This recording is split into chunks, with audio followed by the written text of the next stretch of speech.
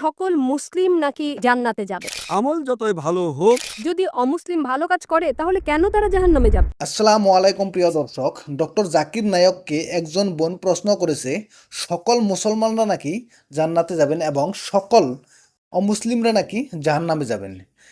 Doctor Zakir Naik কি জবাব দেয় সেটা দেখার জন্য পুরো ভিডিওটা দেখেন। তো স্টার্ট করা যাক। আমার নাম অনিতা এবং আমি মার্কেটিং এক্সিকিউটিভ পদে চাকরি করছি।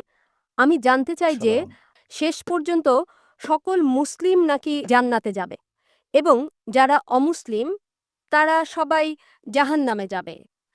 তো আমি এ বিষয়ের ব্যাখ্যা জানতে চাচ্ছি।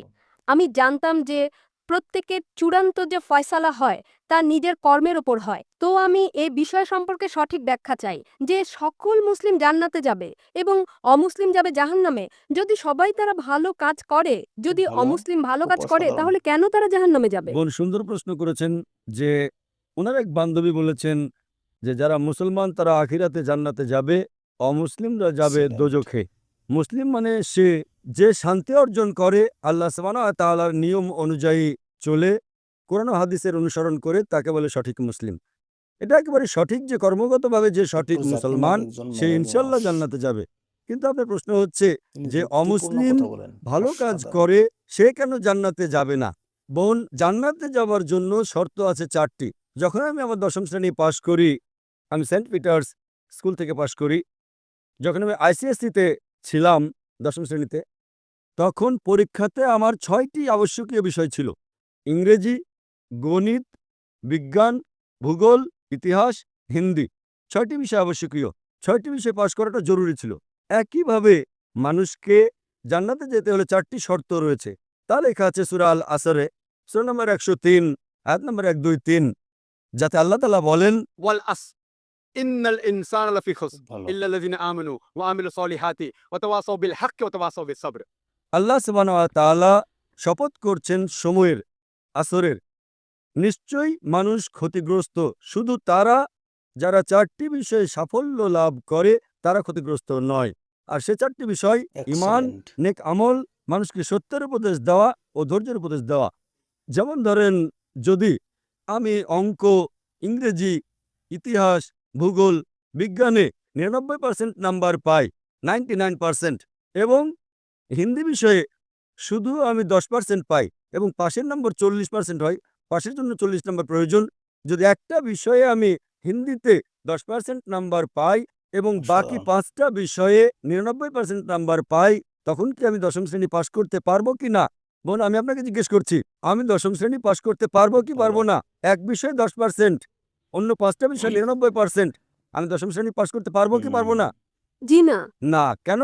যেহেতু আমি হিন্দি বিষয়ে 10% নাম্বার পেয়েছি, হোক অন্যগুলোতে 99%, হিন্দিতে 10 নাম্বার ফেল। ওইরকম ভাবে জান্নাতে যেতে হলে সূরা আল আসর অসাধারণ অনুযায়ী একটা উত্তর। ৪টি বিষয় জরুরি: ঈমান, খুব ভালো নেক লাগলো। আমল, যেমনটা আপনি বলেছেন, وتواصوا بالحق মানুষকে সত্যের পথে ডাকা, وتواصوا بالصبر। মানুষকে Excellent. ধৈর্যের উপদেশ দেওয়া। ৪টি বিষয় হচ্ছে জরুরি। এই ৪টি বিষয়ের মধ্যে যদি একটিও হুম। বাদ চলে যায়, বিদ্যমান না থাকে, যদি আপনি একটি বিষয়ে ফেল করে থাকেন, আপনি জান্নাতে যেতে পারবেন না। যদি আপনি বলেন যে আপনি খুব ভালো মানুষ, আমলের দিকে আপনি খুব ভালো আমল করেন, ধরে নিলাম যে আপনি ৯৯ নাম্বার পেয়েছেন আমলে, কিন্তু ঈমানে তো ফেল করেছেন। আপনি এটা মানেন না যে আল্লাহ এক এবং মুহাম্মদ সাল্লাল্লাহু আলাইহি ওয়াসাল্লাম শেষ পয়গম্বর, যা সকল ধর্মগ্রন্থের মধ্যে লেখা আছে। তো আপনি ঈমানে ফেল। আপনি যতই নেক কাজ করেন, 99% নাম্বার পান, ১০০ নাম্বার পান, বাকি ৩টা অংশে, কিন্তু ঈমানে ফেল হলে তো আপনি জান্নাতে যেতে পারবেন না। Excellent. এই একইভাবে যদি কোনো মানুষ হয় নামে মুসলমান, ভালো কাজ করে না, নেক আমল করে না, وتواصوا بالحق। আহ্বান করছে না লোকদের, সত্যের পথে ডাকছে না, কিংবা মানুষকে ধৈর্যের উপদেশ দিচ্ছে না, শুধু নামে মুসলমান, মোহাম্মদ, সুলতান, জাকির, আব্দুল্লাহ, তো সে জান্নাতে যাবে না। তাকে জান্নাতে যেতে হলে ঈমান, নেক আমল, মানুষকে সত্যের উপদেশ ও ধৈর্যের উপদেশ দেওয়া, ৪টি বিষয় দরকার। এই জন্যই আপনার আমল যতই ভালো হোক, যদি ঈমান না থাকে যে আল্লাহ এক এবং আল্লাহ তাআলা ছাড়া অন্য কারো ইবাদত করা উচিত নয়, এবং এটাতে ঈমান Excellent. নেই যে মুহাম্মদ সাল্লাল্লাহু আলাইহি সাল্লাম শেষ পয়গম্বর, তা আপনি জান্নাতে কখনোই যেতে পারবেন না। বোন, আপনি কি আমার উত্তরে সন্তুষ্ট হয়েছেন? জি হ্যাঁ। ধন্যবাদ ব্যাখ্যার জন্যে। আপনাকেও স্বাগতম বোন। তো প্রিয় দর্শক, বোনটা অনেক জটিল একটা প্রশ্ন করেছিল, কিন্তু ডক্টর জাকির নায়ক খুব সাধারণভাবে সেটা উত্তর দিয়ে দিল। উত্তরটা অনেক ভালো লেগেছে। ডক্টর জাকির নায়ক একজন মেধাবী মানুষ। তিনি খুব সুন্দরভাবে, যুক্তিপূর্ণভাবে উদ্ধৃতি দিয়ে উত্তরগুলো দেয়। মহান আল্লাহ তাআলা লাখ লাখ কোটি কোটি শুকরিয়া ডক্টর জাকির নায়কের ভিতরে এত মেধাবী দেওয়ার জন্য। খুব ভালো লেগেছে